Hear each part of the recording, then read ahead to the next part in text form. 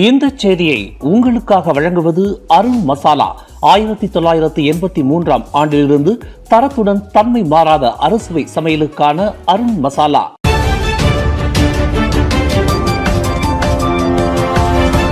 வணக்கம். திசைகளின் ஒரு மணி செய்திகள். முலாக்கா நீரிணையை பாதுகாக்க முன்னெச்சரிக்கை நடவடிக்கைகள் எடுக்கப்பட வேண்டும்.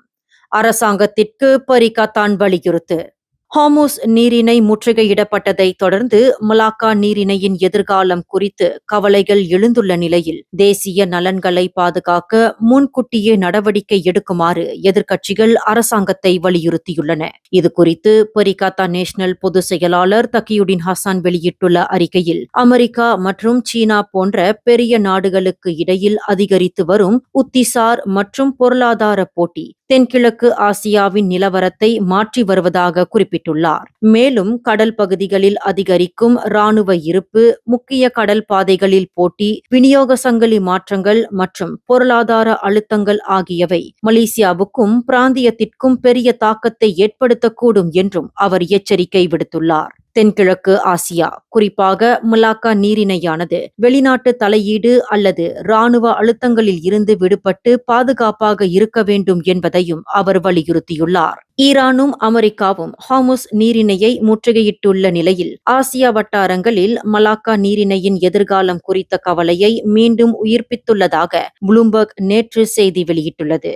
உலக வர்த்தகத்தின் சுமார் 40 விழுக்காடு இந்தியா மற்றும் பசிபிக் பெருங்கடலை இணைக்கும் மலாக்கா நீரிணை வழித்தடம் வழியாக நடைபெற்று வருவது குறிப்பிடத்தக்கது.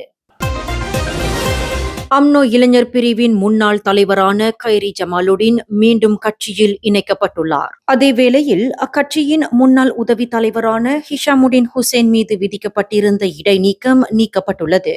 இம்முடிவானது கட்சியின் உச்சமன்ற குழுவால் பரிசீலிக்கப்பட்டு ரூமா பங்சா என்ற முயற்சியின் கீழ் எடுக்கப்பட்டதாக அம்னோ பொதுச் செயலாளர் அஷ்ரஃப் வஷ்டி டுசுகி தெரிவித்துள்ளார்.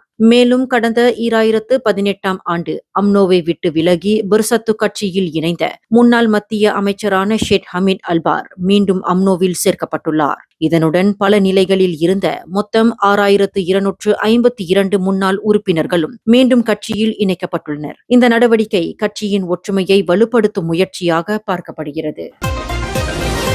மேற்காசிய போர் நெருக்கடி மேலும் தீவிரமானால் அமைச்சர்களின் சம்பள குறைப்பை அமல்படுத்த அமைச்சரவை தயாராக உள்ளதாக அரசாங்க செய்தி தொடர்பாளரும் தொடர்புத்துறை அமைச்சருமான ஃபாமி ஃபட்சில் தெரிவித்துள்ளார். தனிப்பட்ட முறையில் பிரதமர் வழங்கும் எந்த உத்தரவையும் ஏற்க தயாராக உள்ளதாக குறிப்பிட்டுள்ள அவர், பதவியேற்ற நாளில் இருந்தே அமைச்சர்களின் சம்பளமானது குறைக்கப்பட்ட நிலையில்தான் இருந்ததாக தெரிவித்துள்ளார். மேலும் இது பற்றி முன்பே அமைச்சரவை ஆலோசித்துள்ளதாகவும் பிரதமர் எடுக்கும் முடிவே இறுதியானது என்றும் ஃபாமி ஃபட்சில் தெரிவித்துள்ளார். முன்னதாக நாட்டில் தற்போது நிலவி வரும் பொருளாதார நிச்சயமற்ற நிலை நீடித்தால் அமைச்சர்களின் சம்பளத்தை குறைப்பது குறித்து அரசாங்கம் பரிசீலிக்க கூடும் என்று பிரதமர் டத்தோஸ்ரீ அன்வார் இப்ராஹிம் நேற்று அறிவித்தார் என்பது குறிப்பிடத்தக்கது.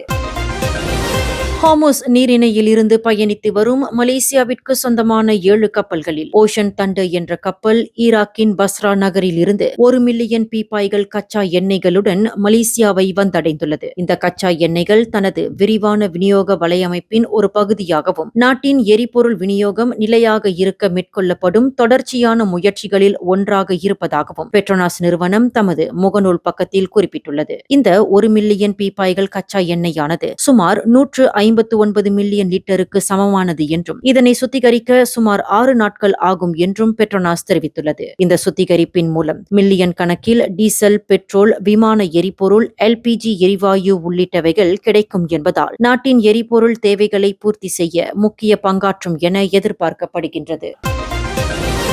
பஹாங் மாநிலம் பந்தாய் பாலோக் பகுதியில் நண்பர்களுடன் சிப்பி சேகரிக்க சென்ற 16 வயது மாணவர் நீரில் மூழ்கி இருக்கலாம் என அச்சம் எழுந்துள்ளது. மாலை 6:02 மணியளவில் இச்சம்பவம் குறித்த அவசர அழைப்பு பெறப்பட்டதாக பஹாங் மாநில தீயணைப்பு மற்றும் மீட்பு குழுவின் உதவி செயல்பாட்டு இயக்குநர் முகமது சலாஹுடீன் இசா தெரிவித்துள்ளார். இதனையடுத்து குவாந்தான் தீயணைப்பு மற்றும் மீட்பு நிலையத்தை சேர்ந்த வீரர்கள் சம்பவ இடத்துக்கு விரைந்து சென்று பொதுமக்களின் உதவியுடன் கடற்கரை பகுதியில் தேடுதல் நடவடிக்கை நடவடிக்கையில் ஈடுபட்டனர். என்றாலும் தற்போது வரை மாயமான மாணவர் கண்டுபிடிக்கப்படாத நிலையில் தொடர்ந்து தேடுதல் நடவடிக்கைகள் மேற்கொள்ளப்பட்டு வருகின்றன. இதனிடையே பஹாங் மாநில கல்வி இலாக்கா வெளியிட்டுள்ள அறிக்கையில் பள்ளிக்கு தெரியாமல் மாணவர்கள் சிலர் விடுதியிலிருந்து வெளியேறி கடற்கரை பகுதியில் விளையாட சென்றதாக குறிப்பிட்டுள்ளது. காணாமல் போன மாணவருக்காக பிரார்த்தனை செய்வதாகவும் தெரிவித்துள்ளது.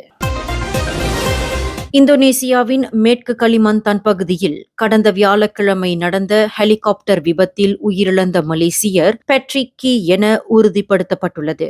அவர் கோலாலம்பூர் கெப்போங் குழுமத்தின் முன்னாள் தோட்ட இயக்குநராக பணியாற்றியவர் என்பதும் தெரியவந்துள்ளது. இந்த தகவலை தங்காபாத்து நாடாளுமன்ற உறுப்பினர் பக்ரி ஜமாலுடின் தமது முகநூல் பக்கத்தில் வெளியிட்டுள்ளார். தாம் பெட்ரிக் கீயின் தலைமையின் கீழ் கோலாலம்பூர் கெப்போங் பெர்ஹாட் நிறுவனத்தில் பணியாற்றியதாக பக்ரி குறிப்பிட்டுள்ளார். அதேவேளையில் அவர் மிகுந்த மரியாதைக்குரிய தலைவர் என்றும் அவரது அர்ப்பணிப்பு, ஞானம் மற்றும் உறுதிப்பாடு அவருடன் பணியாற்றிய பலரின் வாழ்க்கையில் ஆழமான தாக்கத்தை ஏற்படுத்தியுள்ளது என்றும் பக்ரி தமது வருத்தத்தை தெரிவித்துள்ளார். மேற்கு கலிமந்தான் மாநிலத்தில் கடந்த வியாழக்கிழமை காலை புறப்பட்ட மேத்யூ நுசந்தாரா என்ற ஹெலிகாப்டர் விபத்துக்குள்ளானதில் அதில் பயணம் செய்த 8 பேரும் பலியாகினர் என்பது குறிப்பிடத்தக்கது.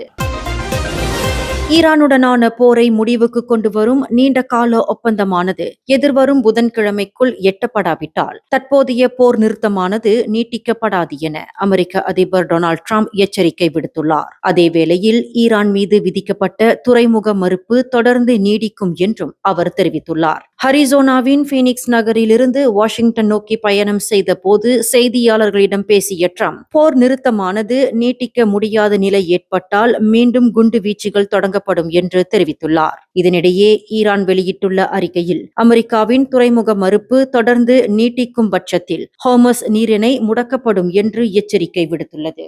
இந்த செய்தியை உங்களுக்காக வழங்கியது அருண் மசாலா. 1983 ஆண்டிலிருந்து தரத்துடன் தன்மை மாறாத அறுசுவை சமையலுக்கு அருண் மசாலா. மேலும் செய்திகளை தெரிந்து கொள்ள கீழே இருக்கும் பெல் பட்டனை அழுத்துங்கள். உங்கள் மகிழ்ச்சியை வெளிப்படுத்த லைக் மற்றும் ஷேர் செய்யுங்கள். தொடர்ந்து திசைகளோடு இணைந்திருக்க சப்ஸ்கிரைப் செய்யுங்கள்.